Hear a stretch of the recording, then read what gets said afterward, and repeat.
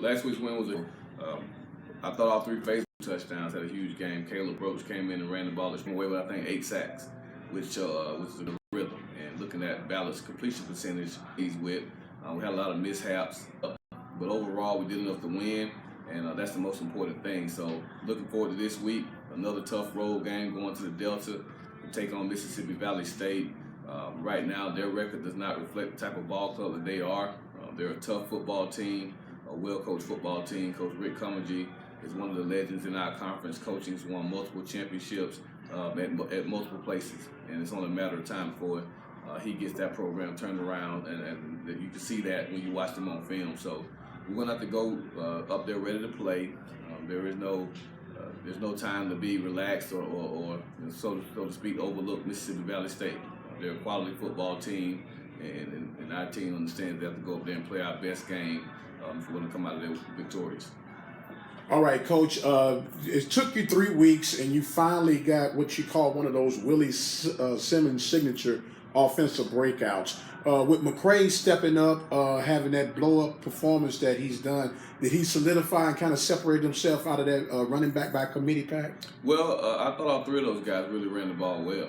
Stephon obviously had more opportunities. He had 17 or 18 carries to get 190 yards.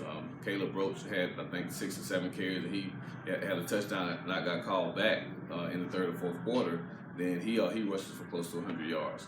Again, Dwayne Tucker is proving himself to be a capable playmaker. So all 3 of those guys are doing a great job. And even Javante Ham is understanding his role as being kind of our pass protector, understanding protections and helping us out in the passing game. Had a big 4th down catch on the first drive. So, all those guys are unselfish. They're humble. They enjoy being around each other, and that's what you try to create and build. And I think as the season goes, they'll start to see their roles slowly become more and more defined. But you're talking about 3 guys who just came to our program in August. And so they're all trying to figure out what their role is with the team. But I couldn't be more pleased with the effort that they've given and the level of commitment that they've given to be the best players they can be. Now, a lot of people will focus on the skill position guys breaking out, having a big game, but you also did some fine-tuning on that offensive front. You moved Finlayson into center and then Gus Lopez to right guard. How important and how key was that for that overall success, those guys to get loose? Well, I think the depth of the offensive line is critical. Whenever you have 5 guys and they play 70, 80 snaps, of course they get tired, they get fatigued. Missed assignments, more errant snaps and things of that nature. So to be able to have Corbin Finlayson as well as Gus Lopez manning the center position, and then to be able to bump Gus to guard and take some of the pressure off Chris Rowe, it keeps us being able to run the football effectively, be able to pass protect, and get out on screens and all of those things, which makes the offense go. So the more quality depth we can build at the offensive line position, I think the more productive we'll be. Now, with Morton coming in at a backup role and was able to connect for the big 50-yard connection, that has to do good for his psyche and to give him some more live action play just in case, because we all know that it's that next man up mentality. How was his response in accepting his role as the backup quarterback? Made some good reads and made a huge play on the 3rd down. I mean, it was 3rd and I think 22. He threw that touchdown pass to Kadarius Hodge. So he's becoming more and more poised. He understands now, after playing Texas Southern, after playing in 3 games, he's played in all 3 games. And so he understands that a backup quarterback's role is probably the toughest role on the entire football team because it's the one position where you don't platoon guys. But he knows with the nature of the position, with everything that Trey goes through, that he's going to have to be ready to play. And I think he's done a great job of accepting the challenge. And Coach Black, his quarterback coach, has done a great job of getting him prepared mentally as well as physically to come into the game. And we'll see a lot more Jalen Morton as the season progresses. 4th down call early. What went to the thinking? How much you think it paid off for the confidence of the team? It was 4th and short, so I figured, we need something to jumpstart us offensively. They took the ball, so they took the ball early, and I said, well, we can steal an extra possession and then get the ball back at halftime. Then that gives us a chance to really blow the game open. So decided to go for it early, knowing that, again, if we don't get it, I feel confident that the defense will step up, but also knowing that at halftime we get the ball back. And so definitely want to just start off on a strong 4th downs. I think we led the conference in 4th down attempts last season. May do it again this year, So I'm a stat guy to a certain extent. But the aggressive teams across the country go for it a lot on fourth downs and have a high success rate. So going forward, you need to convert more than you're not converting. But we won't be afraid to go for it on fourth down on our side of the field, because again, we do feel our defense is strong enough to hold them in the event that we fall short. You mentioned that aggressiveness, and defensively you alluded to level with continuity of coordinators now with players. No question about it. Those guys are playing very confident. Coach Street's doing a great job of mixing up looks. He's rolling a bunch of guys in there. So you're seeing Devon Reed lined up all over the field. You're seeing Akeem Barton, Travion Billings, James Harper, Malachi Jean, James Paul Bryant, Willie Green. So we're rolling about 8 or 9 defensive linemen in there, which kind of loses the same thing I talked about with the offensive line. When you have fresh bodies, it makes you more effective. And we have a lot of capable pass rushers. Our linebackers are getting involved. Stephen Guillory had 2 sacks. I think Jalen Levige had a sack. And so, we understand the type of defense we're going to have. We're pressure defense. We want our blitzes remain in our rush lanes, keep everything in front of us on defense. I think we can continue to have the type of success we've had in our 2 conference games so far this year. How do you keep you guys from being too confident going against an 0-3 Mississippi Valley team that was shut out by Texas Southern this past weekend? Well, everyone plays 9 conference games, and the team with the best conference record in their division will go to the championship game, not the best divisional record. And so every conference game matters. And then, of course, looking at Arkansas Pine Bluff and Alcorn State last week, I think that shows everyone that this league has a lot of parity. There have been some traditional powers over the years, but again, there's a lot of parity in the SWAC. Everyone has good players. There's some tough places to play. Itabena is one of the toughest places to play in the SWAC. And so our guys have to have a mental approach to go in. And again, we still haven't played our perfect game. I think more than all those other factors, the fact that we have not played a complete game in all 3 phases in the months of September, October, November. Coach, another question for my concern, and I know you being an offensive mind, you hate leaving money on the table. Right now, you're 2 of 6 from field goal attempts, and what I would consider doable and makeable field goals. Had you thought about possibility adding Amari an opportunity to chance? Kicker, and we need to find out as a staff what's causing Owen to miss the kicks first and foremost. Whether it's mental, like a golf swing, overthinking it, lack of confidence, or whatever it is. Only one's been blocked, which is one too many, but we've had 1 block. He's missed 3. And so it's getting back to fundamentals. It's trusting the snap, trusting the hold, trusting the protection, and focusing on his job. And with every missed field goal, you can break it down on film to see a fundamental flaw in his execution. And so he has to get back to executing. He'll go into the game this week as our kicker. But Amari always knows he's got to be ready to go. And if it gets in a situation where he just seems like he cannot hit it and cannot make it, then of course we feel confident that Amari Martinez will be able to step in. Do you think that could be a contributing factor? I don't think so. Again, hopefully for us, he's not punting very much. So we're doing our job offensively. He's not having many opportunities to punt. Last week, I think he only had a couple, 2 or 3. So his leg is not tired. Again, I think it's more mental with Owen than physical. Again, there's nothing physically wrong with his leg. He's not complaining about fatigue. I think he's just gotten to that point. While you leave your hand, at that point you can't control it. It's either going to get caught by us, it's going to get caught by the defense, or it's going to be incomplete. Play the next play. So for a kicker, once the ball leaves your foot, it's either going to go through the upright, or it's going to miss. And so stop overthinking it. Stop pressing, and just understand that he is one of our best kickers in the league, and he's just got to get himself back to a position where he's confident in what he's doing, so he can begin to make those kicks. All right. Thank you. Appreciate it. Yes, Oh. Fireworks. Ready for the fireworks? We already got fireworks, phones dropped in. I know he's in no huddle. But 1:30. 1:30, yes sir. Yes sir. It's 8 minutes, Judge. We can go. Hey.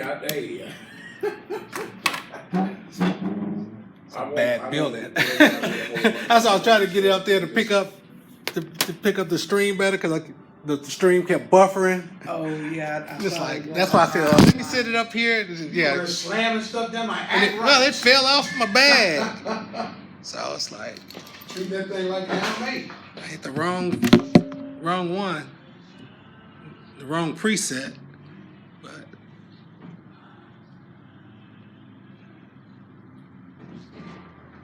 should have saved right. Family doing At least, you know, without even putting anything out there, I had 5 live viewers. But by the time everybody else start seeing the other one, they'll catch up. Video manager.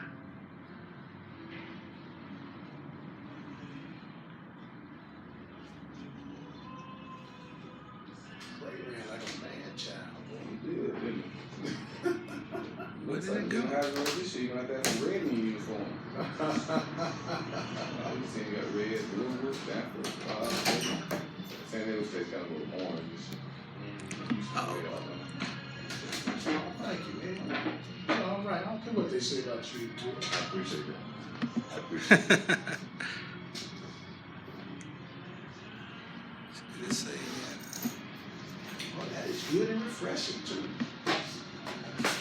Remember that Eddie Murphy? The refreshing drink. You don't know to remember that? What's that?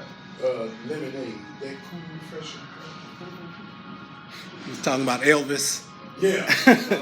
Elvis didn't act, he sung all his lines. Yeah. Lemonade. That cool. Elvis, you want some lemonade? Okay, My goodness.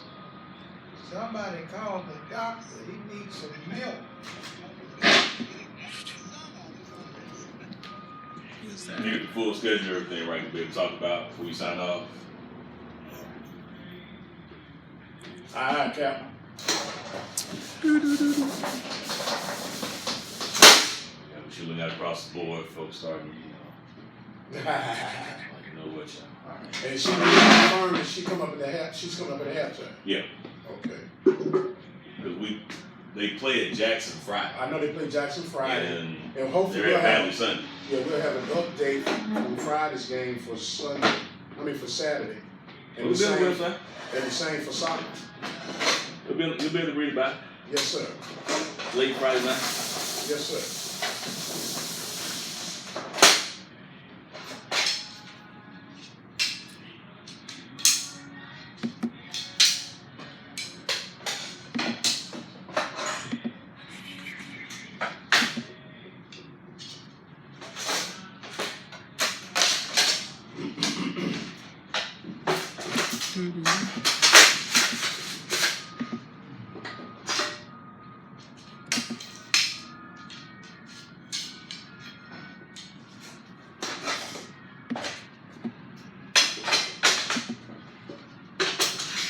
Yeah, you see that crap written all over you. Trap game. Oh yeah, comedy was feeding yesterday. You know, they look at us, they have no reason to fear us at all. I'm like, okay, Rick, we ain't buying that, bro. By looking at our team and where we're playing, they have no reason to fear us this week and blah blah blah. But we're going to try to come out. Like, okay, Hey, he gotta do what he gotta do, right? Well, of course, that's a good thing. Saying they got no reason to fear us. That mean going. no, I mean we have no reason to fear them. Oh, that was it. Yeah, Oh like okay, Rick. Hey, he just trying to do what he can. Of course.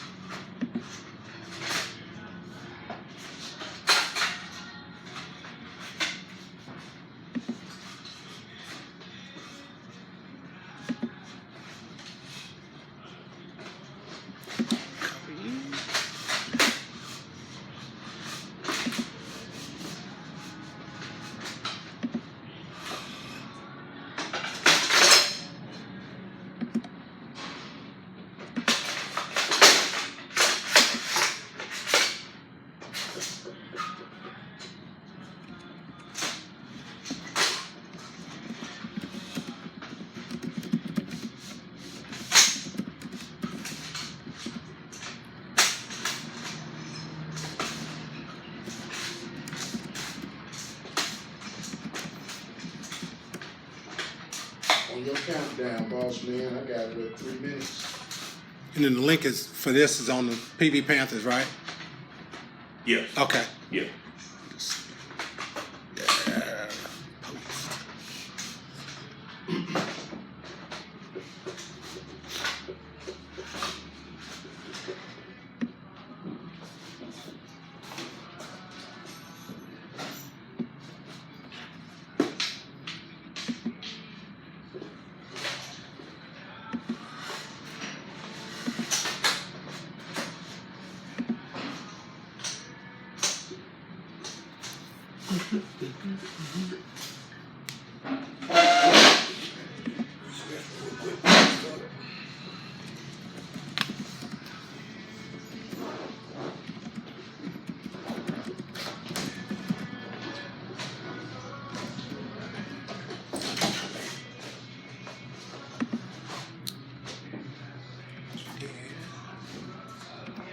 Yeah, just remember, they can watch volleyball tonight.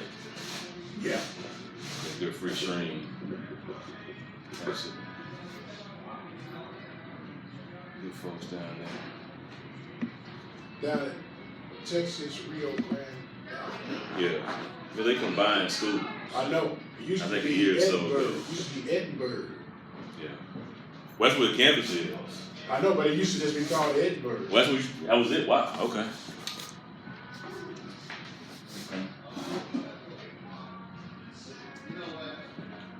Let's see what calls down there at Corpus Christi now. Huh? See Rims down there at Corpus Christi. Is it assistant? Yeah.